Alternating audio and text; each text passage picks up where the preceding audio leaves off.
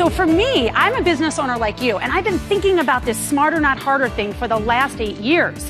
Here's where I've landed. To me, working smarter, not harder means I get to earn more, work less, but at the same time help a heck of a lot more people. How does that sound? Like a pipe dream. Like impossible, right? It's not. I'm doing it. I've helped clients like Michelle do it, and I know that you can do it too. Oh, Deirdre was great. Deirdre was great. Biggest takeaway I got on that was actually the very simplest thing she said right off the bat, which was, are you engaging multiple people or one person?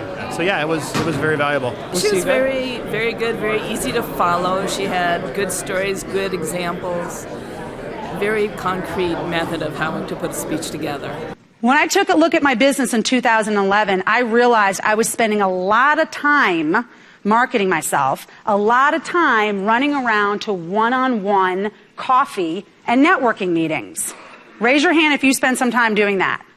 Okay. Now, there's nothing wrong with those, and I actually really enjoy getting to know people one-on-one, but how long do those generally take? And then drive back? 2 hours, 90 minutes, 2 hours, right? That's a really big chunk of your day. It's not an efficient way to market yourself. It's not an efficient way to grow a business because you'll put a cap on your income and a cap on the amount of people that you can help.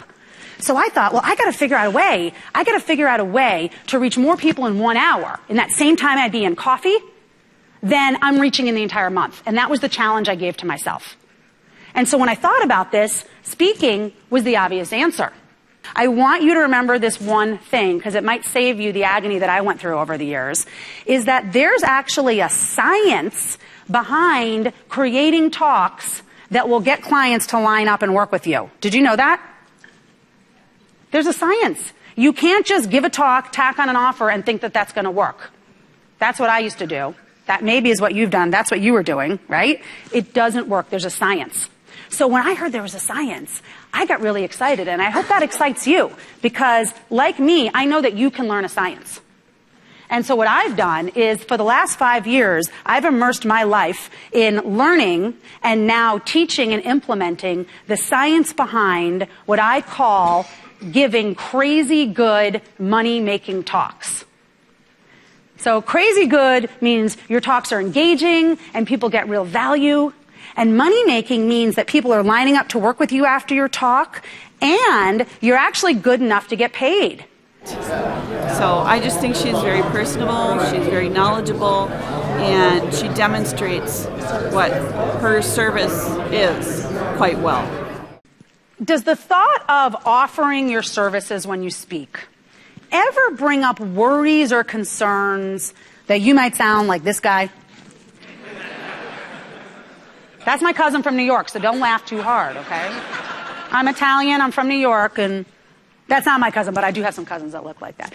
All right, so that's a pretty normal response, right? That's a pretty normal concern. Nobody wants to sound like that. She's a hoot. Isn't it awkward to go from expert and educator to salesperson? Is that awkward?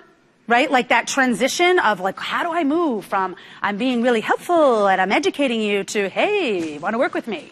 It's awkward. And you might even notice, if you've tried it, that your voice changes a little bit.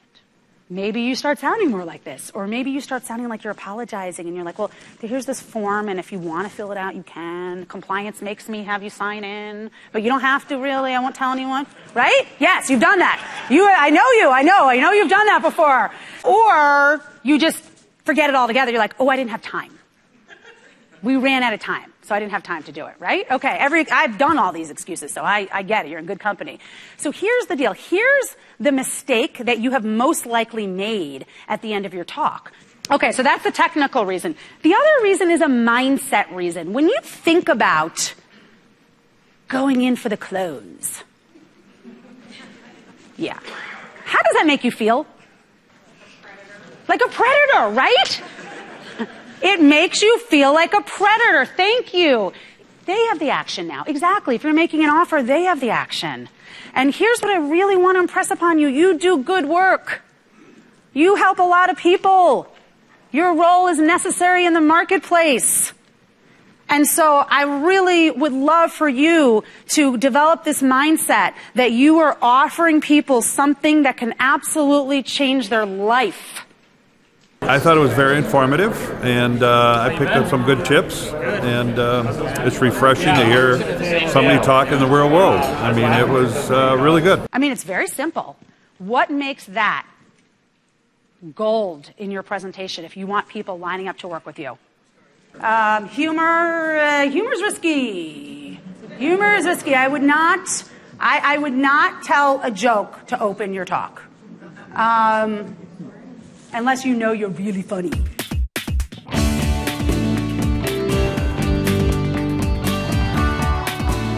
We know that children learn best through stories and experiences, right? They're not going to learn really well from facts and figures and statistics. But here's what we forget as we get older and mature. We think that our brains all of a sudden do this turnaround.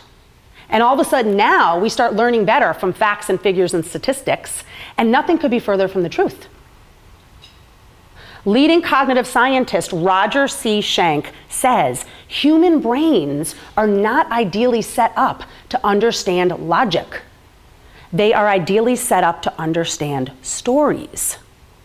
And you know, you're salespeople, you know people buy first on emotions, and then what do? Defend with logic. Right, then they back it up with logic. So it's really, really critical if you want people to buy into, whether it's your mission, right? Whether it's a product or service, it's really critical that you actually engage people's emotions. We're all storytellers, but to lay out a process like that was just awesome. So in business, socially that's a different deal, but in business and in presentations, it's really important that you think of your stories in advance. I would go as far to say you write them out word for word. That doesn't mean you have to say them exactly like is on the paper, but when you write things out word for word, it's just going to help organize your thoughts, and you'll see what things you should add and what things you should take out.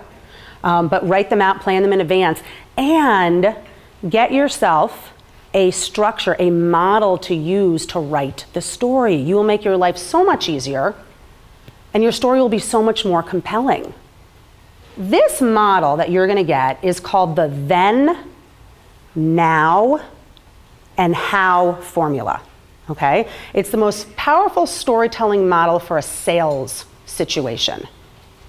I loved it. I'm speaking Wednesday to a group of people, and I would have never used the storytelling methodology, and I'm going to weave 2 stories into my presentation, which could have been really boring had I not picked up on what she was saying, listened to the presentation today from her. So. Because there's a better way, and it's using speaking as one of your main marketing strategies. So if you want to build a business where you can earn a significant income, where you can help a heck of a lot more people and reach a heck of a lot more people than you may currently be doing, and you don't want to sacrifice yourself on the altar of work to do it, then I highly encourage you to make a commitment to yourself today and to your future clients that you're going to do what it takes to learn how to create crazy good money-making talks. Thank you.